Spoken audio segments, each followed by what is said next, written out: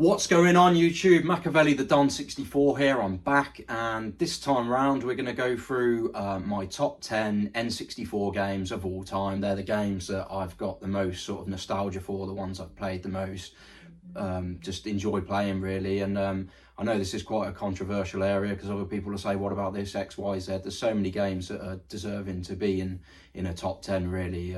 You know, it could have easily been a top 20, and even then it could have been a struggle to have to omit certain titles, but yeah, I've got it down to 10. It's my top 10. It's not everyone's flavour obviously, but I'm sure you'll agree with a lot of it. Some obviously not, but this is my story and we're going to go into that. So kicking off with number 10, Resident Evil 2. So I had this on the PlayStation back in the day. Loved it. The survival horror games, yeah, I was all about that. You know, it was probably about maybe about 10 at the time playing these sort of games, and they, you know, Resident Evil 1 especially was really creepy, but yeah, 2 less so. Scary moments in this, you know, when the lickers would come out and stuff, but yeah, so I played on the PlayStation, but you know, I remember seeing it come out on the N64. It actually came out a couple of years later, and I thought, you know, why is this only just releasing on the N64? And you know, I never got around to purchasing it. It was so expensive. It was like, I remember seeing it in Woolworths. It was like $54.99 or something like that. And, you know, I'd owned it for a couple of years on the PlayStation for a lot less, you know, probably about £40. So it was a bit of a mystery, that one. But, you know, it shows what the N64 was capable of. You know, getting a 2-disc game onto a cart is a magnificent achievement. And I've played it through on the N64 and it's great. There are some things missing, but it's next to nothing. More or less the whole content of the game is on there, and most of the, you know, the FMV and a lot of the voice dialogue and soundtrack, etc. So magnificent achievement to get this onto an N64 cart. It's worth quite a bit now because this box just doesn't really stand the test of time well. It tends to crease quite badly, but yeah, fantastic game, love it.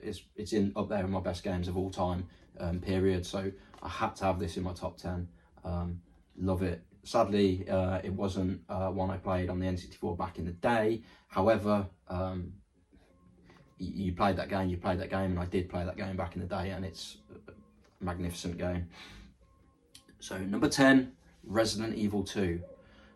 Next up we have number 9 for me,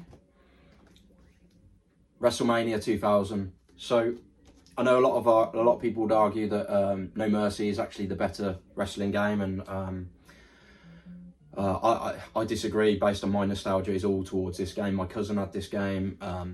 We played it a hell of a lot, and then I got it myself. I just loved it, man. It's great. You know, the moves on there are all awesome. The animation, like, you know, Kane was my favourite wrestler. I know a lot of people say The Rock or people like that. I used to love Kane. The music he came out to, it was all on the game. You know, his iconic moves, the choke slam, absolute brilliant. And yeah, just a generally great looking game. Obviously, No Mercy is great. My mate did get No Mercy eventually, and we used to play that as well. I know one of the versions was bugged, but yeah, there was certainly no horrific bugs on this. You know, there's other funny characters like Mr. Ass, and you can pull like the Mooney and stuff like that when you're sort of showing off. You know, you get up on the side of the ring, all the great moves, the Walls of Jericho, Chris Jericho, just so many great moves, and such a great animated game, great looking game. Yeah, so much nostalgia for this. So this tips No Mercy for me personally, because of the sentiment attached to it.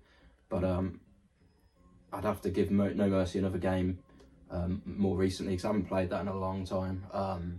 But yeah, this is my go-to wrestling game of all time, never mind just on the N64. So number 9, WrestleMania 2000, brilliant game. Number 8, F-Zero X. So I've had this game since when it was released. I had this game as a kid. What an amazing little racer. Up there, one of the best racers on the system, if not the. I know it's got a cult following, and rightly so. I actually went backwards. I never played the Super Nintendo version, but I went back and played the SNES version, you know, when I was a little bit older, but still a kid.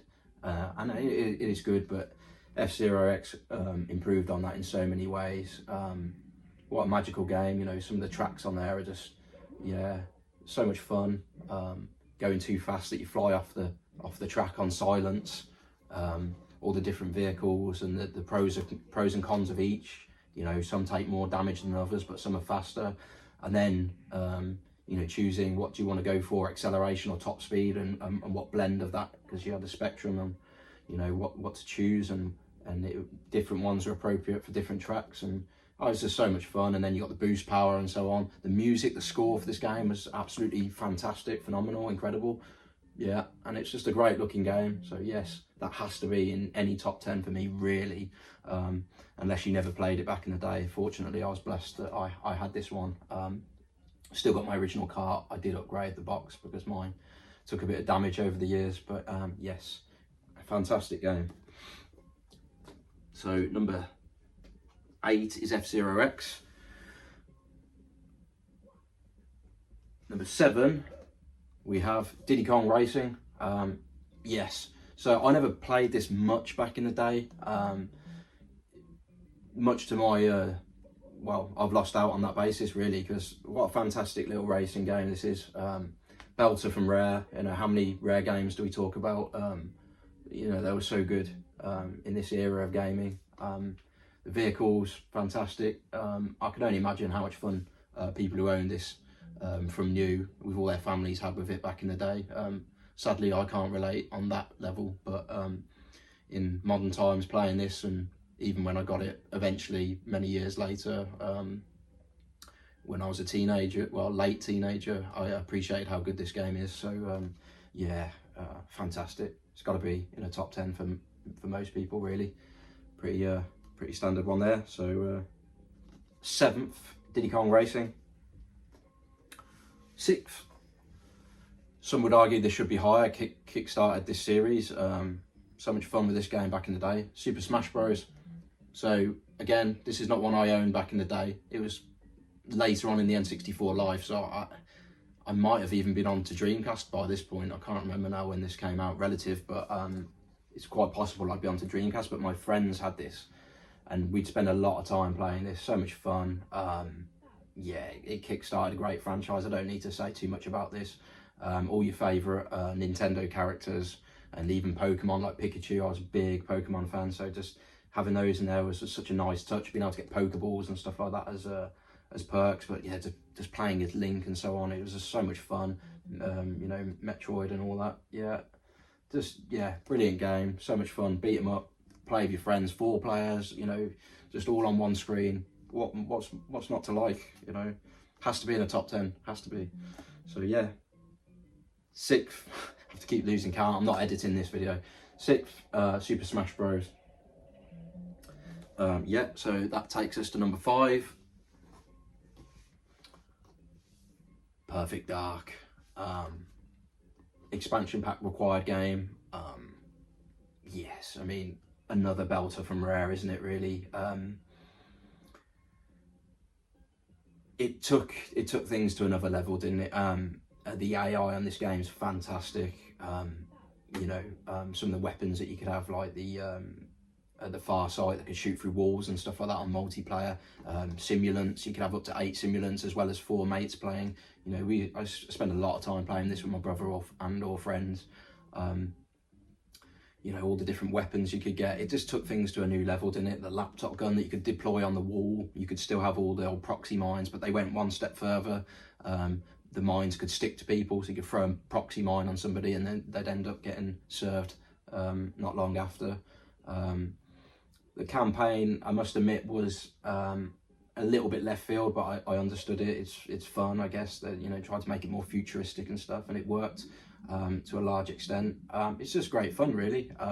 Solo player and multiplayer, just so much fun with this, and you don't even need mates. You can just have a good time on Combat Simulator with simulants and test yourself against the Dark Sims and so on. I thought it was a nice touch that they brought back some of the GoldenEye levels and GoldenEye weapons. It's just a great touch, really. So yeah, 5th, Perfect Dark.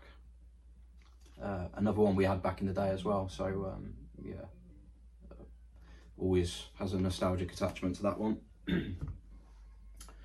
Now we're getting to the nitty gritty, the meat and potatoes, if you like. Number 4, Mario Kart 64. I don't think you'll find many top 10s without this in it, really. So many great tracks. Again, you know, just playing with your mates on split screen, which I did a lot of. I never owned this back in the day, but I did borrow it off a mate. I had Turok 2, and once I had a good play with that, I lent him Turok 2 to satisfy his thirst for some first-person shooter. And he lent me Mario Kart 64, and it felt like an eternity that I had it off him, because I managed to complete it, and I was just playing it and playing it and playing it, and you know, with my brother and my friends and so on, and it was just so much fun. I mean, yeah, you could literally just pick this up and just, you know, spend a hell of a long time on it, couldn't you, really, with your mates and so on. So yeah, 4th is Mario Kart 64. So much fun. Yeah. Next we have 3rd, and I know this is a controversial order for some people. Some people would argue this one's the best, but this is just my personal experience. Super Mario 64. Unfortunately, not a nostalgic game for me. Well, the nostalgia comes, so I got my N64 Christmas 1998, and I had the choice between the GoldenEye sleeve version and the Super Mario 64. I didn't pick this one, let's say. So I had played Mario Bros on the NES and on the Super NES a lot, so it's weird that I didn't go down this rabbit hole, really, because I did enjoy those games a lot. You know, you used to play them at care groups and so on, but yeah, I just never did get around to playing this on the N64 back in the day. I never got around to buying it. I get it many years later, probably when I was about 15, and this is quite shameful, but it wasn't that long ago, really, that I completed this game fully, and only now I appreciate the magnitude of this game, really. Taking Mario into the 3D world, it's, you know, it's paved the way for all the modern Mario games, really, you know, the Galaxies and all the ones that came after that. Yeah, it's just so much fun, isn't it? I guess for a large part, I didn't understand the concept. Like, you know, you're so used to side-scrolling left to right and finishing a level like that, but, you know, the concept of having to go back into the same painting or leaving it not finished because you haven't got a certain cap or whatever, and having to go back to it. I guess the concept of it being less linear was a bit more interesting and difficult, I guess, at the time to comprehend. But when you actually play down and get into it, it's really not. So much fun, so many cool enemies, so many cool levels, lots of tricky stars to uncover. Yeah, to get 120 out of 120 on that, I did have to use YouTube. There's no way I'd have the time now to work all that out. So I'm sure people back in the day had guides and so on. So yeah, number 3, Super Mario 64. Fantastic game, love it. Again, another controversial one. Number 2, Legend of Zelda Ocarina of Time. Again, shamefully, not one I had back in the day, unfortunately, which is a massive shame, because having played it since, such an amazing game, and I understand now why people for so long were saying this is the best game of all time. You know, to me, you know, think back to that era of gaming, I was more into shoot 'em ups and playing games like Resident Evil, Survivor Horror, even as a young child. So the thought of playing some sort of fantasy game, to me, just, it wasn't really what I was into at that time. I have to admit, like, you know, even picking it up off the shelf to play this when I did, it felt a bit forced to start with. You know, I appreciated the fun of being in this new world, but it's still not typically a game that I would get up and play. But the more I played it, the more immersed I got. It was just so much fun. You know, all the different temples and you know, things you have to collect and help you on your journey. Just great, really. And you know, it was always fun using the slingshot and so on. The music, you know, to, you know, get Epona and the horse, and just everything about it, really. It was just so much fun. The whole world that you're in, the concept of going back through time and forward in time to, you know, adult Link, and, you know, back to younger Link. It's just magical, isn't it, really? And I know a lot of people could relate to that because they grew up with the game, which sadly I didn't have that aspect of it. But certainly playing it, I can appreciate what that would have been like. And yeah, I'm just glad that I've had this one and played it through. Some might question how come Majora's Mask hasn't made it in there. I have tried to play that, and I don't know, the whole 3-day cycle thing, I just found that I was having to look up what to do next because I couldn't work it out. You know, as you get older, you don't have as much time to game and so on. This isn't typically the game that I would sort of play, so you have to appreciate that my patience probably isn't as strong as others. But I didn't really have the problem with Ocarina of Time. You know, you can spend what time you like, and if you do get stuck, you can look it up, you know, which I did on a few occasions, but in the main didn't have. I think the water temple, that was so solid, I had to look that up, what to do next or where to go, because I got really stuck on that. But in the main, I found this quite, you know, I knew what I was doing next, I knew what I was working towards, it wasn't too difficult. But with Majora's Mask, I just found it a lot harder. Please say in the comments if I need to give it more time, or if you've got any suggestions on how to beat Majora's Mask, because I do want to go back to it, but there's just so many games in the pipeline. You have to weigh up what you want to spend your time playing, and if I'm spending, you know, as much time watching YouTube on what to do, you know, why am I playing it, sort of thing. So that's the reason I left Majora's Mask, because I did try and play it straight after completing this. I completed this earlier this year, again more recently, just to refresh, and it's still magnificent, isn't it? It could be worthy of #1, should be worthy of #1 for most people, but Zelda Ocarina of Time, #2 for me. Amazing game, absolutely amazing. And the eagerly awaited #1, I'm sure you all know what this is by now because it hasn't been in the top 10 yet. GoldenEye 007. So where to start, what to say really. So my first experience of this was actually a friend over the road had an N64 way back, like, I mean, you must have had it like at late 96, early 97, and GoldenEye didn't come out till 97, did it? So late 97. So he obviously got that, and we'd just all be around his house, and you know, he had 4 controllers, 3 official and 1 Trident one, which was a bit weird. But yeah, you didn't want to end up with that controller. It was me a lot of the time because I was the youngest, but you had to make do, really. I didn't have an N64 to take my own controller around, and we just played the crap out of it on 4 players for so long. It was so much fun. 4 of you around the telly, just fantastic. Now, I was a massive James Bond fan anyway. My dad got me into James Bond, so I loved all the films that I'd been watching. I hadn't seen GoldenEye yet. It obviously been on at the cinema, but I didn't go to see it, and it hadn't been on telly yet. So yeah, we just played it a lot, and then I eventually asked for it, and I got the GoldenEye bundle that I referred to earlier with the sleeve variant from Woolworths. £99.99, and it came with GoldenEye. I chose that over Mario 64, and that's when I got involved with the solo player, and oh my gosh, it was just so much fun.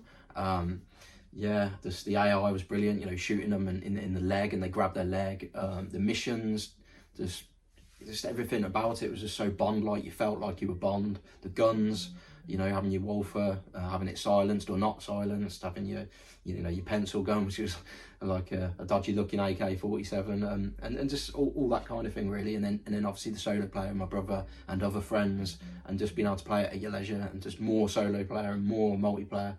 I actually got 2 games for that. That Christmas I got GoldenEye 007 and Mission Impossible. I don't think I played Mission Impossible for a hell of a long time because it was just all GoldenEye, and just so much fun. So yeah, #1, GoldenEye 007. There's so much more I can say about this game, just unlocking cheats, everything like that. It encouraged speed running and so on. But yeah, just what a fantastic game. You can tell I'm so passionate about this.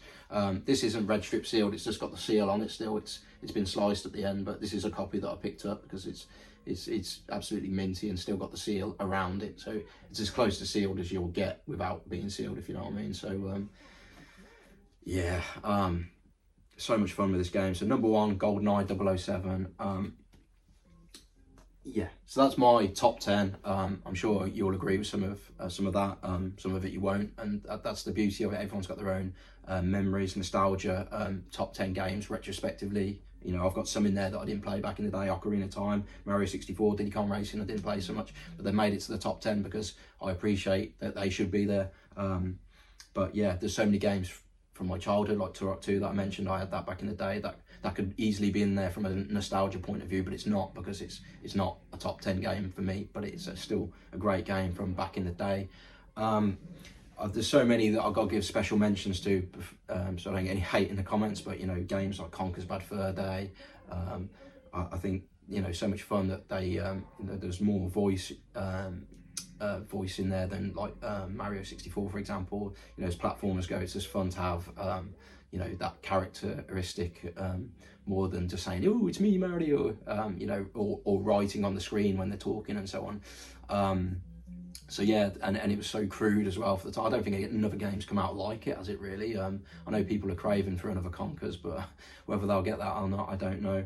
It's got a massive cult following, and rightly so. It's just such a brilliant game, Conker's Bad Fur Day. I'm in danger of not mentioning other games. So for me, The World Is Not Enough, 007, that was so much fun. Improved on GoldenEye in so many ways, but it wasn't GoldenEye, unfortunately. But the weapons, the gadgets were fun, the missions. Just being a Bond fan myself, just awesome. I know people like Paper Mario. That's an awesome one. Just looking to jog my memory, really. South Park's another one that the original South Park game, I rented that from Blockbuster back in the day. Probably the only game that I rented from Blockbuster, really. It's the only one I have recollection of. My mum, bless her, borrowed it for me from Blockbuster, and it's one of the few games we ever borrowed, really, because it I wouldn't say it was expensive, but it wasn't cheap. I mean, you're talking about £5 a week, I think, from memory, £4 something. And when you think the game costs 40-50 quid, yeah, you know, you're paying a good proportion of it if you only have it for a week. So yeah, we had South Park, so much fun, and obviously it's on the Turok 2 engine, so it's very familiar to me because I had Turok 2. Mission Impossible, fantastic game. I love that, and great film as well. But it doesn't make the top 10, but just such a great game. It deserves a special mention. So much fun with the missions. Yeah, playing as Ethan Hunt, and yeah, just, you know, that level is really hard on Impossible mode, where you have to bungee down through the dodge the lasers to get to the mainframe computer. So much fun. The ports of Quake, Lilac Wars, good fun game. Tarzan, and I've played that through, and it's just fun. But yeah, not a top 10 game, but special mention. Obviously, No Mercy deserves a mention. Yeah, the Mario Party games. I mean, you know, if you played them a lot back in the day, I mean, I did play some of them, but not enough really, not enough nostalgia there for me to sort of worm them in for something else.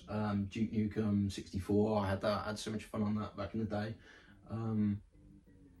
Yeah, 1080 snowboarding, I had that could plausibly be up there.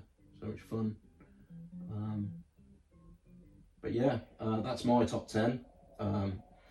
So just to summarise: Resident Evil 2, number 10, WrestleMania 2000, number 9, F-Zero X, number 8, Diddy Kong Racing, number 7, Super Smash Bros, number 6, Perfect Dark, number 5, Mario Kart 64, number 4, Super Mario 64, number 3, Zelda Ocarina of Time, number 2, and GoldenEye 007, number 1. That's my top 10. Let me know what your top 10 are in the comments. Would like to hear what your games are, which ones you'd swap out, if any, if all. Thanks for tuning in, as always. Appreciate you stopping by, and yeah, I'll see you on the next one.